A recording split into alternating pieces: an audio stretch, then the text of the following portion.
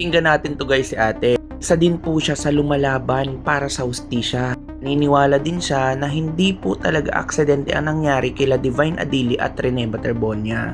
Eto na. Mga demonyo kayong anim! Kayo ang nangbugbog at nagbali sa katawan ni Rene Baterbonia.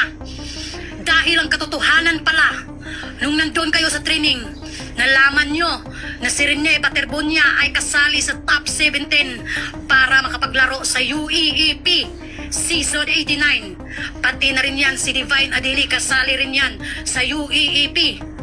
Nung nalaman nyo na kasali si Rene Baterbonia sa UEEP, naggalit kayo. At mas lalong naggalit kayo nung nalaman nyo na may maligwak sa inyo. Kaya ngayon, hindi nyo tanggap na may maligwak sa inyo. Kaya si Rene Baterbonia ang pinagbuntungan nyo ng galit dahil ayaw nyo rin tanggapin na si Rene ay grupo ninyo sa Ateneo Blue Eagles.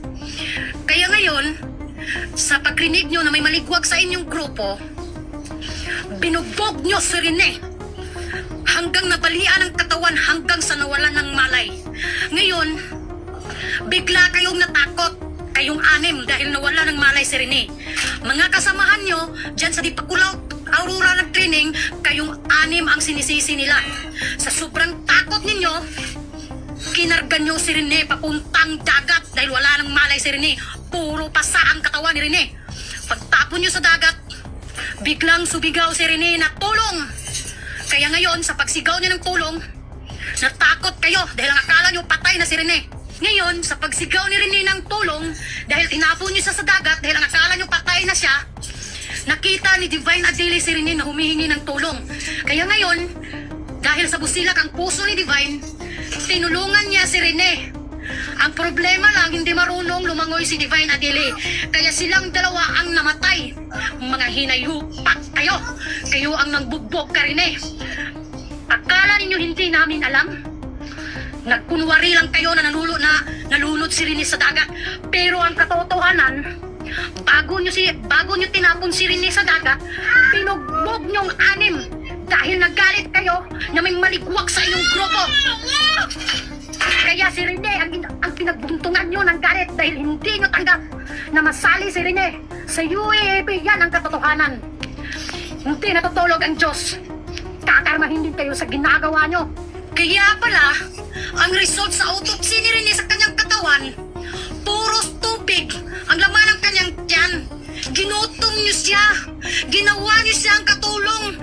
Kaya ngayon, binugbog nyo hanggang sa wala ng lakas si Rene. Tinapon nyo sa dagat. Mga hayop kayo. Mga halangang kaluluwa ninyo. Sana karmahin din kayo. Hindi kayo patutulugin ang konsensya nyo. Anyway, yan po yung account niya sa Blue App. Iisipin natin at papakinggan, sensible talaga si ate, di ba? May konektado, sensible na yun talaga yung nangyari. Ito lang po ang problema, wala kasi tayong ebidensya. At tayo naniniwala na may foul play talaga. Di tayo pwedeng maniwala na aksidente lang ang nangyari. Nga ultimo yung mga players, hindi naman sila nakapagsabi. Yung kwento ng bawat isa, parang hindi naman correlated doon sa kwento ng iba pa. Di ba napaka-imposible? May pruweba lang tayo doon sa mga sinabi ni ate. Mas believable pa yun eh. Iisipin mo nga no? Possibly. So nga lang po, kailangan talaga natin ng konkretong ebidensya.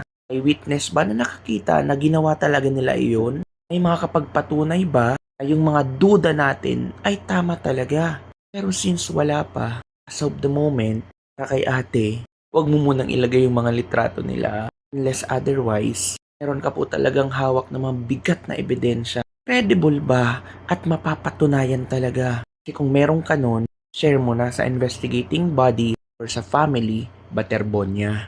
Pero we love the spirit of Ate Joy Gonzales. Kita mo yung gigil eh.